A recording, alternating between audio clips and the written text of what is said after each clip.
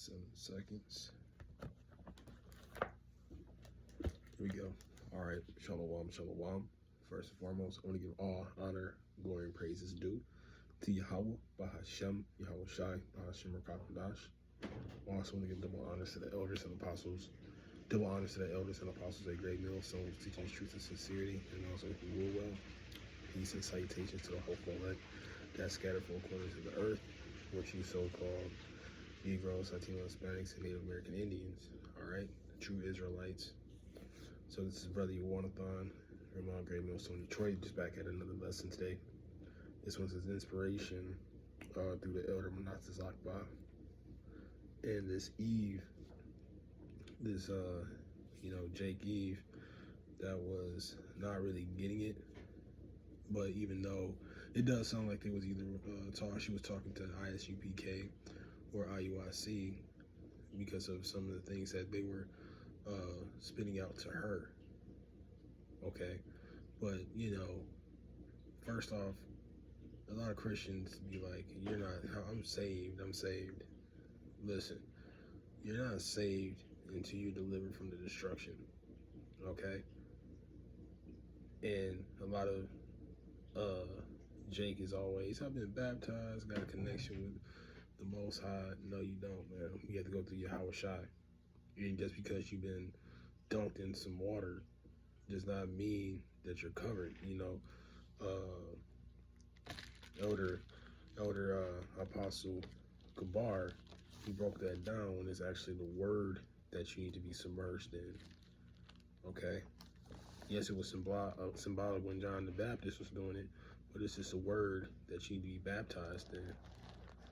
But nevertheless, and then she was getting up talking about how our power we serve is not a just power and an evil power, but you don't look at history. So let me grab this one, because the Lord is fair. These other nations, they ruled. You got the Persians, the Greeks, you got Esau ruling, right? So it's now our turn. It's coming nigh. So first off, the Lord is just, and I always get this one. He's a righteous power. Proverbs 11 and verse 1. It says a false balance is an abomination to the Lord, but a just weight is his delight. So first off, everything that the Lord does is fair, is balanced, is righteous, and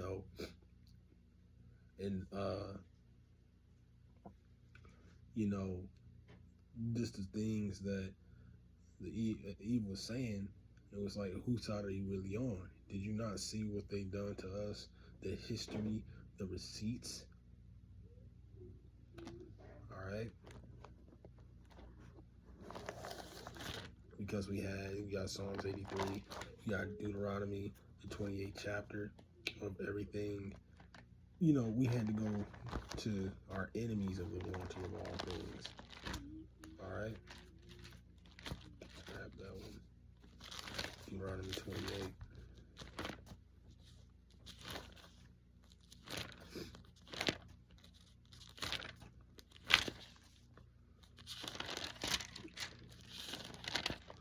And it reads, 28 and 48. It says, now this is why we're going through this stuff and why we're at the bottom though.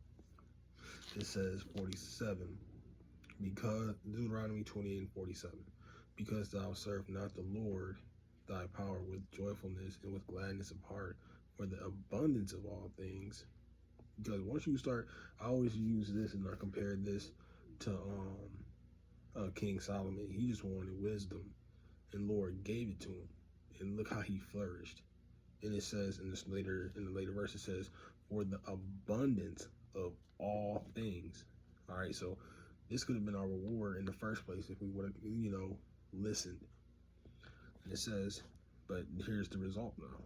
Therefore shall I serve thy enemies, which the Lord shall send against thee, and in hunger, and in thirst, and in nakedness, and in the wanting of all things, and shall put a yoke of iron upon thy neck until he have destroyed thee. All right. So it says we gotta go to our enemies. You know, for thee in hunger, you know, we gotta pay for our food. Gonna find out you gotta actually get a license and stuff to actually garden. In thirst, you need water. They put a tax, and it's illegal to filter rainwater. And in nakedness, and he shall put a yoke of iron upon thy neck, because we were actually in bondage, man. We were slaves and captives. Okay, so these are the receipts of these things that these heathens done to us, and that's why they have to pay. And now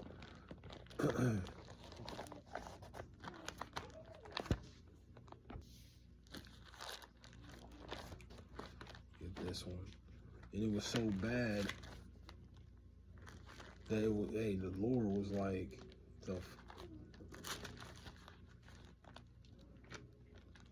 this is Zechariah 1:15, and it reads, and I was very sore displeased with the heathen that are at ease, for I was but a little displeased, and they helped for the affliction.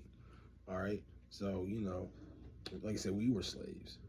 You know, when you have a kingdom, it does come with slaves. But when they had us when they had their foot on us, they were doing things that I didn't tell. Like the Lord said, I didn't tell you to do all that. It's like you. But I always make that analogy. Your father tells you just to take the car around the corner, but instead you took that shit to California, and you live in Michigan. But again, another thing is we don't preach the hell doctrine. See, all the nations are going to be in the kingdom, but it's Israel that's going to be in authority ruling. Okay? So again, this is going to be when the destruction comes and the elect are sealed. Because the scriptures say also, Revelations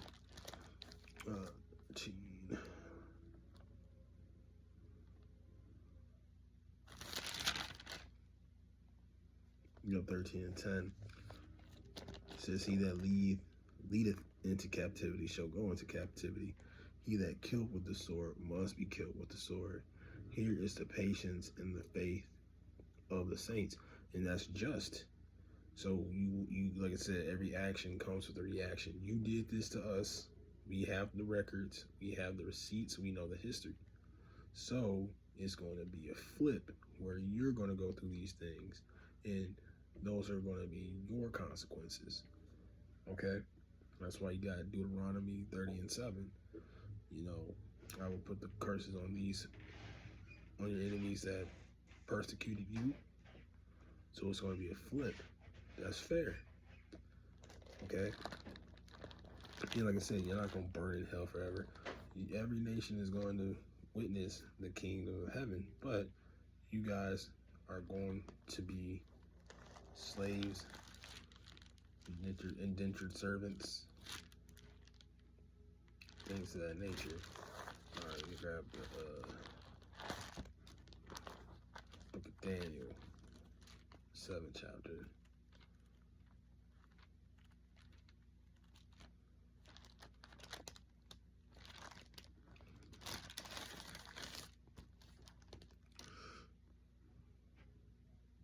Yep. So I'll start at 13. And it says, I saw in a night vision, and behold, one like the Son of Man came with the clouds of heaven, and came to the Ancient of Days. And they brought him near before him. And there was given him dominion and glory and a kingdom that all people, nations, and languages should serve him. So, and his dominion is an everlasting dominion which shall not pass away, and his kingdom that which shall not be destroyed. So, you know, you got the Yahushai, you got the elect, you got the governing body that's going to be ruling on this over. We're going to be rulers, but yeah, yes, you're going to be these, like I said, the people, the nations, and the languages. Other nations, they're going to be serving us, man. And it says, his dominion is an everlasting dominion which shall not pass away. Right. Now, the reason why this nation always falls or other nations fall is because of the wickedness, man. Like I said, with wickedness, nothing can flourish. It can only have, yeah, you have your stages, but at the end of the day, it's going to have an end. But if you follow the law, statutes, and commandments of Yahweh Hashem Yahushai, that's going to show the righteousness. It says, you know, I believe it was in Solomon, you know, righteousness is immortal. You know, when you keep the law, statutes, and commandments, hey, the reason why we die, the reason why we're in this state is because we sinned. All right. But nevertheless, you know, the other nation, like I said, the other nation is not just going to burn in hell and not going to heaven. No, everybody's just going to witness the kingdom. But everybody's going to play their lot. But the Israelites are going to be the ones in charge, ruling forever. Okay? And then, you know, you got Obadiah, where, you know, that certain nation is going to be done away with. All right? But I didn't want to make this video too long. And again, I want to give all honor, glory, and praises due to Yahweh, Bahashem, Yahweh Shai, Bahashem Rakakwadash. And again, double honors to the elders and apostles at Great Millstone who's teaching this true sincerity, and also who rule well. And you say peace and salutations to the hopeful elect that scattered four corners of the earth.